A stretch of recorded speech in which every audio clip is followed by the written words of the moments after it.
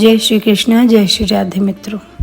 मैं वैष्णो माता मंदिर से आप सभी दर्शकों का बहुत बहुत स्वागत व अभिनंदन करती हूँ। जैसा कि आप सभी लोग जानते हैं, चातुर्मास प्रारंभ हो चुका है। स्त्रियों के लिए चातुर्मास बहुत महत्वपूर्ण होता है, क्योंकि उनके सारे व्रत, उनकी सारी महत्वपूर्ण पूजनें सब चातुर्मास में ही होती हैं। एक स्त्री के जीवन में उसका परिवार, उसका पति व उसकी संतान, इससे महत्वपूर्ण और कुछ नहीं होता।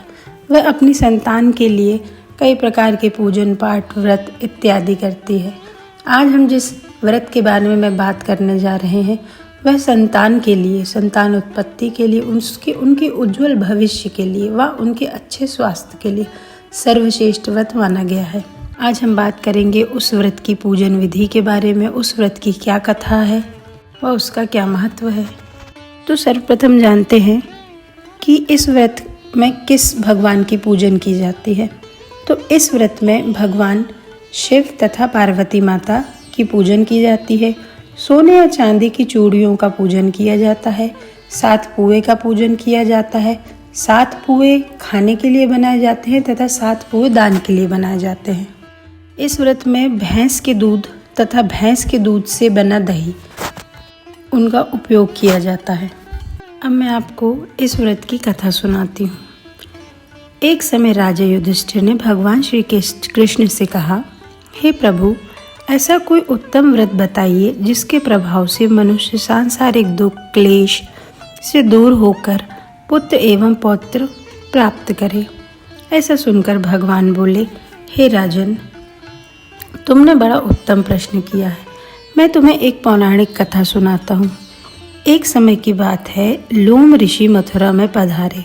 फिर वह वासुदेव, कृष्ण तथा देवकी के घर गए। वहाँ उनका बहुत आदर सत्कार हुआ, परंतु बाद में मेरे मामा कंस द्वारा वे मारे गए। मेरे 6 भाइयों की मृत्यु से दुखी मेरे माता पिता को देखकर ऋषिवर बोले, वासुदेव, देवकी, तुम्हारे दुख को दूर करने के लिए मैं तुम्हें भादों के महीने की शुक्ल पक्ष की सप्तमी का व्रत बतलाता हूँ, जिसे करने से तुम्हारी संतान अवश्य जीवित रहेगी। इस व्रत को करने से मेरे माता पिता ने मुझे संतान रूप में प्राप्त किया। युधिष्ठिर ने कहा, हे प्रभु, मृत्यु लोक में सर्वप्रथम इस व्रत को किसने किया तथा इसकी संपूर्ण विधि को बतलाइए। तब भगवान बोले, प्राचीन काल में अयोध्या में नहुष नाम के राजा थे। उनकी पत्नी का नाम चंद्रमुखी तथा उसी नगर में एक विष्णुगुप्त नाम के एक ब्राह्मण रहते थे, जिनकी पत्नी का नाम भद्रमुखी था। चंद्रमुखी और भद्रमुखी दोनों आपस में सहेली थी। एक समय दोनों सखी सरयू नदी में स्नान करने जाती हैं। तब वह देखती हैं कि नगर की अनेक स्त्रियां पूजन करते हुए वहां स्नान व ध्यान कर रही हैं। तब रानी ने पूछा कि हे बहनों, आप लोग यह किसका पूजन कर रही हैं? उन्होंने कहा, हम सब पुत्रों की रक्षा तथा उत्पत्ति के लिए संतान सप्तमी का व्रत कर रहे हैं। इसमें हम भगवान शंकर तथा माता पार्वती का पूजन करते हैं। दोनों उन स्त्रियों से पुत्रों की रक्षा तथा उत्पत्ति के लिए व्रत की कथा विधान पूछती रहीं। उन स्त्रियों द्वारा विधान सुनकर ब्राह्मणी तथा रानी ने यह व्रत करने का मन ही मन में संकल्प ले लिया। भादो मास की शुक्ल पक्ष की सप्तमी आने पर ब्राह्मणी भद्रमुखी इस व्रत को करती रही, परंतु रानी इस व्रत को करना भूल गई। मृत्यु के उपरांत रानी वानरी तथा ब्राह्मणी मुर्गी की योनि को प्राप्त हो गई। ब्राह्मणी इस योनि में भगवान शंकर तथा पार्वती माता के आशीर्वाद से संतान सप्तमी का व्रत करती रही, जिससे उसको अनेक संतानें प्राप्त हुई। परंतु रानी इस योनि में यह सब भूल जाती है। दोनों इस योनि से छुटकारा पाकर रानी क्षत्रिय कुल में जन्म लेती है तथा रानी का नाम ईश्वरी होता है तथा उसका विवाह पृथ्वीनाथ नाम के एक राजा से होता है। ब्राह्मणी ब्राह्मण कुल में जन्म लेती है तथा उसका नाम भूषण होता है तथा अग्निशील नाम के पुरोहित से उनका विवाह होता है।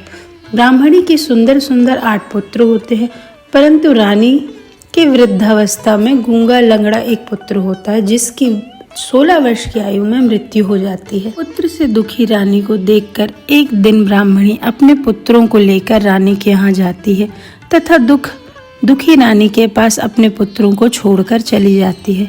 रानी ईर्ष्या के कारण उसके पुत्रों को विष दे देती है तथा शस्त्रों से भी मार देती है, परंतु माता के व्रत के प्रभाव से एक भी पुत्र को कुछ नहीं होता, वे नहीं मरते हैं। रानी को बड़ा आश्चर्य होता है। उसने ब्राह्मणी को बुलाया तथा सारा हाल बताया। तब ब्राह्मणी ने उसे सारी कथा सुनाई। तब रानी ने भी इस व्रत को कर पुत्र का सुख भोगा। भगवान कहते हैं कि हे राजन, जो स्त्रियां भादों के महीने के शुक्ल पक्ष की सप्तमी के लिए जलाशय में जाकर स्नान करे, शंकर पार्वती का पूजन कर चांदी या सोने की चूड़ी अथवा सामर्थ्य न होने पर धागे को 7 गांठ का डोरा रखकर उसका पूजन करे तथा 7 पुए श्रद्धा के साथ दान करे तथा 7 पुए भोजन में मतलब भोजन करे उन 7 पुओं का ही, वे स्त्रियां इस लोक में सुख भोग कर अंत समय में शिवलोक को प्राप्त हो जाती हैं। मेरी माता ने भी इसी व्रत को कर मुझे प्राप्त किया है।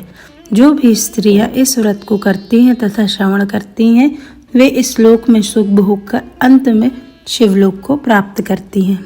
तो यह थी संतान सप्तमी की संपूर्ण व्रत कथा। हमारे सनातन धर्म में इस व्रत का बहुत महत्व है। इस व्रत को करने से हमारी संतान को लंबी आयु तथा स्वस्थ जीवन मिलता है।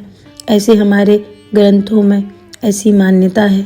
आशा करती हूँ जो भी स्त्रियाँ ये व्रत करें उनकी सारी मनोकामनाएं पूर्ण हो, उनके बच्चों को स्वस्थ तथा उज्जवल भविष्य मिले। अगर आपको ये वीडियो पसंद आया हो तो अपने दोस्तों के साथ इस वीडियो को ज़रूर शेयर कीजिए। इस चैनल को लाइक व सब्सक्राइब कीजिए। जय श्री कृष्णा, जय श्री राधे।